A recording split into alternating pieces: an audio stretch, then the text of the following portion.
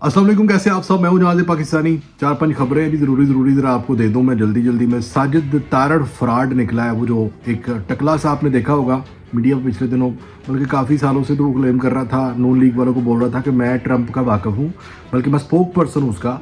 और मेरी से बात हो गई है, वो कहता है कि मुझे कोई गर्ज नहीं है पाकिस्तान में इमरान खान आए ना आए, मेरी प्रायोरिटी इमरान खान नहीं है। तो उसने उसको इन सबको ये बोला हुआ था मीडिया पे भी, तो ये सारे उसको उसका स्पोक पर्सन समझ रहे थे। वो आज ग्रनेल के टाई चढ़ गया।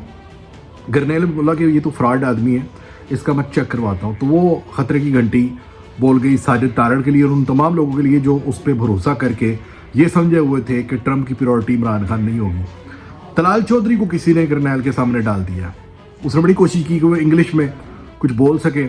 वो तंजीम साजी के साथ साथ कुछ और भी मामला वो तय करना चाह रहा था, लेकिन उसमें बेचारा वो क्या कहते हैं, खान जैसे कहता है कि ना ये पढ़े लिखे हैं, नई कोशिश करते हैं।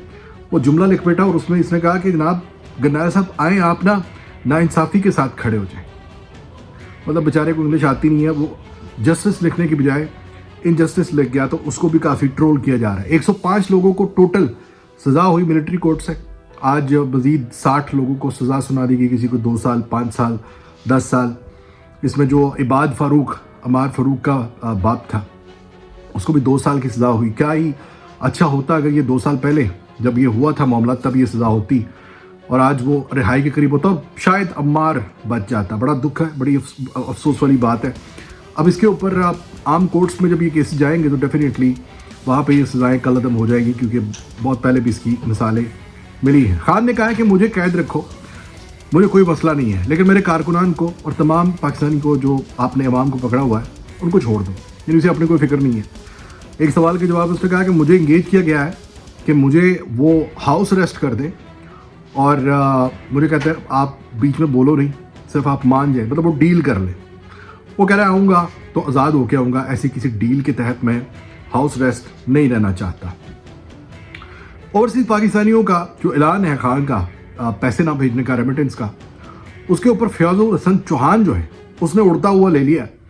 उसने कहीं उल्लू का पट्ठा बोल दिया ओवरसीज पाकिस्तानियों को। तो कल से लेकर उसका उन्होंने फिर खराज तहसीन पेश करना शुरू किया फयाजुल हसन चौहान को। यानी उस बंदे को इतनी अकल नहीं है कि जो मुल्क में 30-35 अरब सालाना आते हैं उससे मुल्क की इकॉनमी चलती है।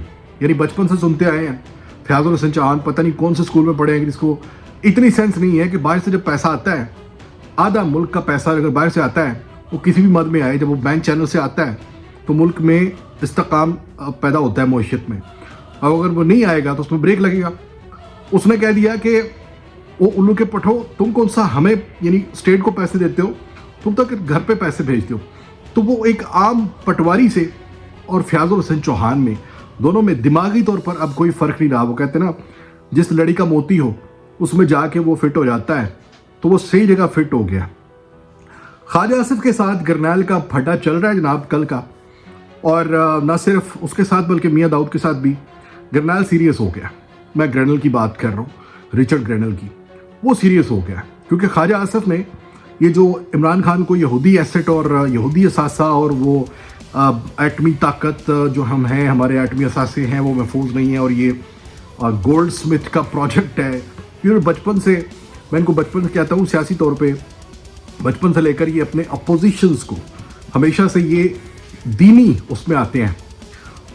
तो ये कहना चाह रहे हैं अब कि इमरान खान जो है वो यहूदी असासा, तो इसके ऊपर भी ग्रैनल ने पकड़ लिया। और ना सिर्फ इसने बल्कि गोल्ड स्मिथ भी इसमें आ गया और उसने कहा कि तुम मेरा नाम लेते हो, तुमने हमेशा मेरा नाम लिया है, कैंपेन्स की है मेरे ख़िलाफ़, तो अब और नहीं।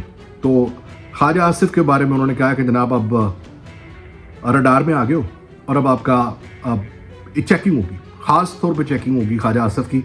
और मुझे लग रहा है कि ख्वाजा साहब फंस गए हैं। बाकी दूसरे तो आहिस्ता आहिस्ता चुप हो जाएंगे तो निकल जाएंगे, लेकिन ख्वाजा साहब मेरे ख्याल से अब फंस चुके हैं। ये आज की खबरें, इंशाल्लाह मज़ीद जो भी होगा आपके साथ शेयर करूँगा। तब तक के लिए अल्लाह हाफ़िज़। पाकिस्तान जिंदाबाद।